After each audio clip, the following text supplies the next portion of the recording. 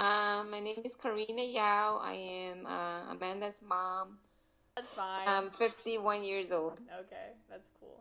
Okay, so we're gonna talk about like your basic journey, I guess like immigrating from right like Vietnam all the way to California. So basically, I was 5 years old when I first came to the United States. This is during the war of the Vietnam War. This is like November when we came to the United States was November 15, 1975. My dad owns a boat, so that's how we traveled. Got into my dad's boat and sailed to the States. So when we were sailing, the ship pretty much died, and we were rescued by Thailand boats. And I guess they were sort of like pirates. They came to a boat and kind of look around and see what they can take or not take. And then they left, and then another boat came and took us to Thailand, and that's where we stayed. It was sort of like a concentration camp. We were in concentration camp for about a couple months. I think they were occupied by those camps were run by Christians organizations or churches, and some family members from the States, or actually from the States and from church, they sponsor us to the United States. So when we got sponsored to United States, we were in Arkansas. Arkansas is one of those also another camp that we were there for several months until we were sponsored by church families and family members that was already in the state. From the camp in Arkansas to California. The first place is in Norwalk. We were there for maybe less than a year for Norwalk. And that time, the streets in Norwalk was not that safe. We were living in an apartment, and people were breaking into our apartment, stealing. So Okay, then we so like decided to prior move, to and that's when we coming moved to to Pomona. like California and like having your whole journey, or like when you knew you were gonna come to the United States, um, like what were you generally? Were you like expecting anything? Were you scared of anything coming here? But like, what were you basically just like expecting? Had you heard of like like American stereotypes? Um, I was so young. I mean, I was only 5 or 6 years old, so I don't remember much other than just following my mom and dad, coming here and just go with the flow. yes. I mean, the opportunities in terms of, things, there's like, your toilet paper and toilets and using those things. Because when we were in the camp, we were using leaves and things like that to wipe ourselves. So, so I guess those are like little luxuries that we never had. So it was Uh-huh. kind of, oh, okay, this is great. Nah, but you're so young, so as a child, you just kind of learn things and just they teach you things. The Christian family that sponsor us, they teach us how to cook and how to bake and things like that. So, Mm-hmm. and then start learning English, um, the language itself, right? And you'll say like napkins and tissue, to us it was all the same. So they go, oh, you want toilet paper? We would say toilet paper, and we're thinking, okay, toilet paper is the same thing as a napkin because they're all paper, right? Mm-hmm. But each word has something, so you have to learn all that. So they would correct us, and that's how we learn. A lot of things that we learn. How old was Gong Gong and Popo when they came here? So I would say they're in their Why didn't they like, thirties. I don't know, like learn or try and like learn the language? Well, because I think partly is because when they first came to the United States, they did try to learn, and then we have, there's 9 siblings, right? We have Yeah. 9 siblings. My oldest siblings, obviously, when they came, well, they had to work, and they were going to school too at the same time. And my parents, Gong Gong Popo, had to work too. So even though they were working, and then at the same time, you try to provide for your family, Yeah. but they're not. being educated in that time, and they should have actually gone to school. And Gong Gong, I did went to school, Uh-huh. like trying to learn the language, Yeah.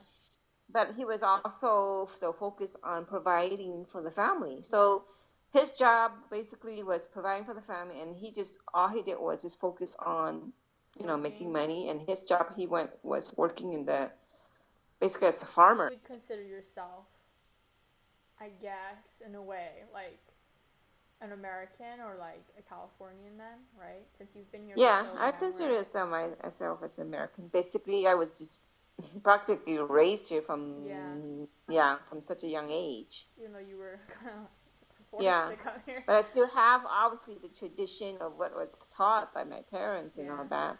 But modernized, but still have some tradition of Yeah. what was taught by my parents, or at least for my roots, right? I still have Yeah. that root. I don't think you can let go of that.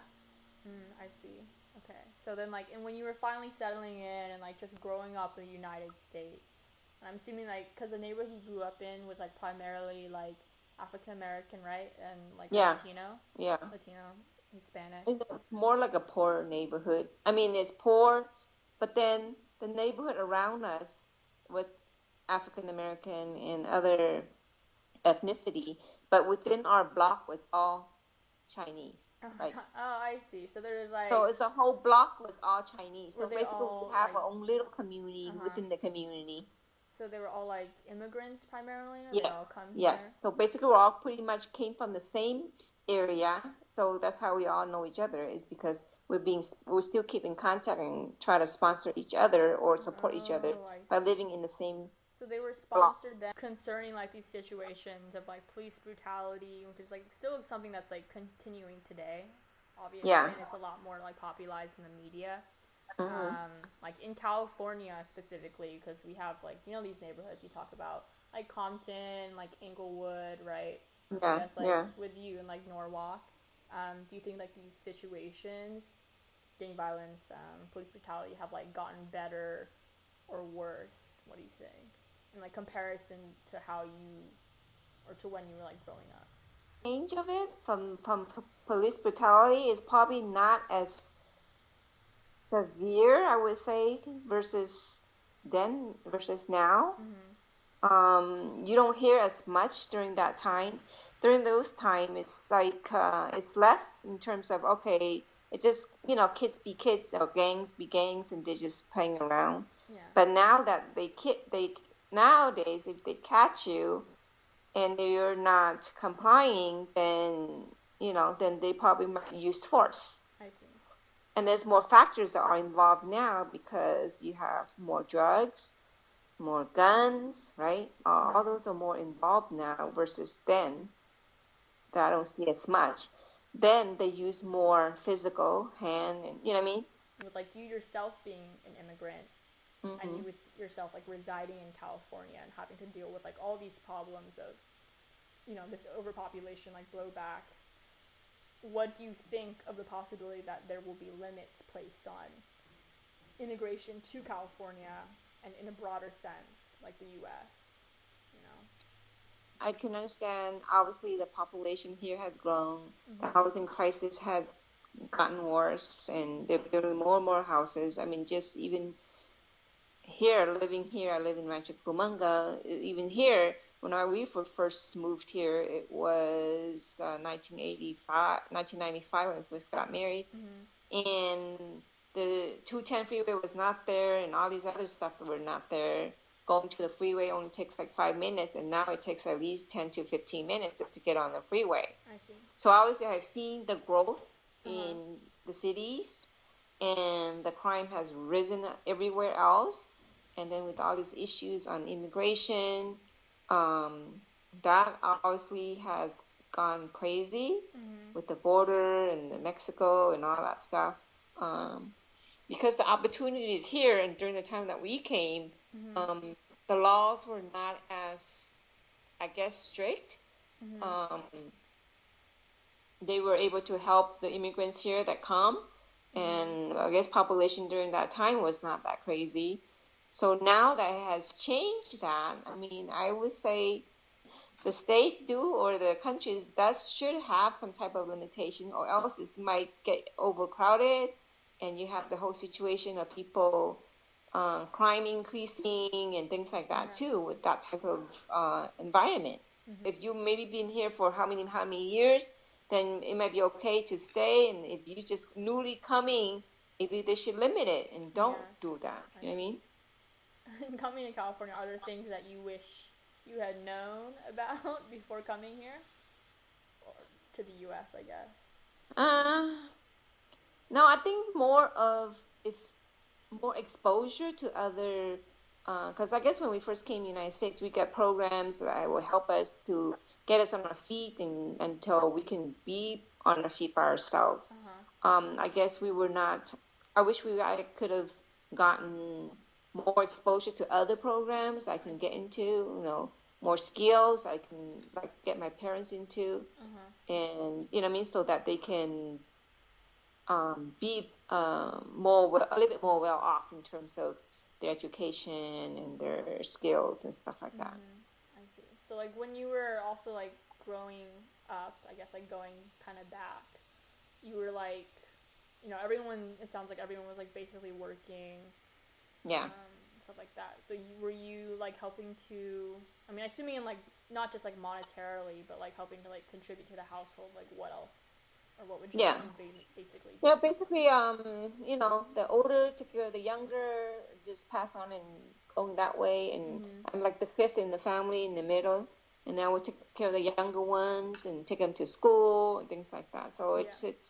it kind of just trickles down, and we all just help out. And contribution to the household is, I started young. I was cooking already and cleaning, and I would be washing clothes by hand and take it upon myself to do it. I was Mm-hmm. not told by my parents or anything like that. I started Yeah. when I was 7, so I know. Oh, you're so so while mom and dad good. were doing their stuff and Yeah. working or whatever. I know I have like a lot to catch up on. But Sissy was like, I was like, yeah, I need help with everything I pretty would much. be stepping on my stool Uh huh. because I can't reach the stove. Yeah. There would be a stool next to the stove to go over to stir or cook or whatever. So Yeah, like what do you like most about California or being? the luxuries of all these amenities that we have, and much of the thing that you don't like. There's so many Mm-hmm. things to explore. Yeah. Um, Even just in California itself, yeah, Northern California, Southern California, even up Mm-hmm. to this time, you still have a lot of things to explore, and it's just the opportunities to go to places, to see things, and Mm-hmm. to try all different types of food and explore the different cultures that's out there.